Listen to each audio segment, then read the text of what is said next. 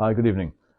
First of all, I want to recap on my previous video where basically I told you how I started to drink and how it got a bit of a grip on me, and then a total grip, to be fair. Um, when I was going through this terrible phase in my life, I couldn't function at some points.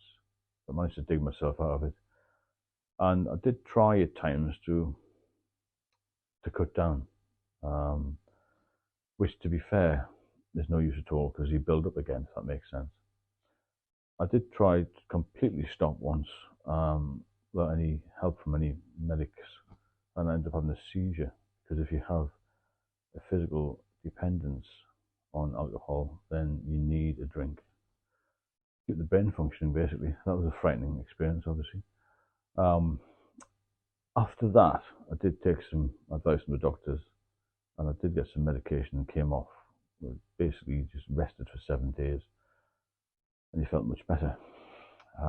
When you feel better, you tend to maybe go out a little bit more, get some fresh air, start to eat a bit better.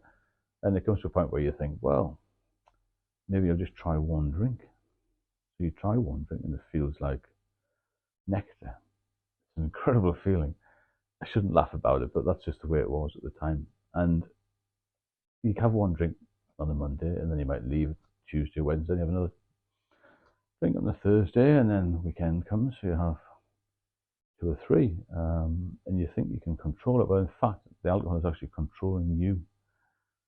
That's the difficulty. So you get into this position where two or three turns into four and five, and then one day you might end up feeling a bit groggy in the morning. So you'll head off to the pub early doors, sometimes 11 o'clock.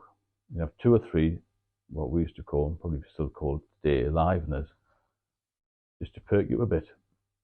At this point, my partner thought that I may have diabetes because obviously there's a lot of sugar in alcohol, but I didn't. It was just this mental craving. I had a physical craving to have a drink. And as soon as I had one or two, I felt better. But you can go very quickly from zero to being a total mess if they do the stop start thing. So I used to get these pills basically from the doctor, and they stopped giving them out because of dependence, I suppose. People were abusing the system, as always. Um, so when you're physically dependent, it's very dangerous to just stop drinking. That's one little insight into it. But it also becomes a habit as well, as I mentioned in the past. It's very hard to stop this cycle of feeling better than suddenly wanting to drink. And the only way that I personally managed to get out of it was completely stop and just never drink again. You've got to get your mind around that, get your head around that, and think, well, I can't ever have a drink again. It's a shock at first when you're told that, or when you come to terms with that, but you've got to realize that's the only way forward if you're addicted, because you can't cut down, you can't stop and start. Every time that you stop and you start again, you feel worse when you try to recover, and you have more and more complications. So I'll go over that again in another video, but I just wanted to mention briefly weekend triggers. Obviously, weekend now, a lot of people will get to the point that maybe cut down or have nothing Monday, Tuesday, Wednesday, Thursday, and then it's bang on Friday. Feel a bit rough on the Saturday, go to a football match or go out with the family. We'll have a few more drinks, maybe a meal at night, and then the whole thing starts again. Sunday, I feel a bit rough, might have a few drinks just to get over that. Monday, back to work. That's no good at all. If you're addicted, you have to stop completely. There are self-help groups there. I did try the AA, but that wasn't any good for me personally. The main thing is to get your head around the fact that you must stop and you must fill your time in. I'd say 90% of the people I know who've gone back to drinking said they got bored, they got a little bit sick of sitting around the house. But I've also said to them, you can still go out.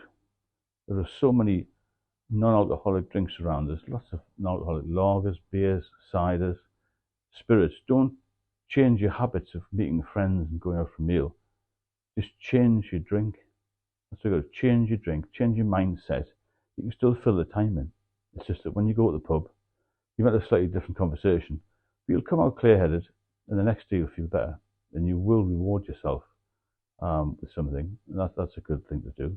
The amount of money you save is incredible. You don't get into a mess. You don't need taxis, and so everything's a bonus once you can crack it. So if you got any particular questions, leave a comment, and if you enjoy the videos I'm posting, then obviously subscribe, and I will see you all soon.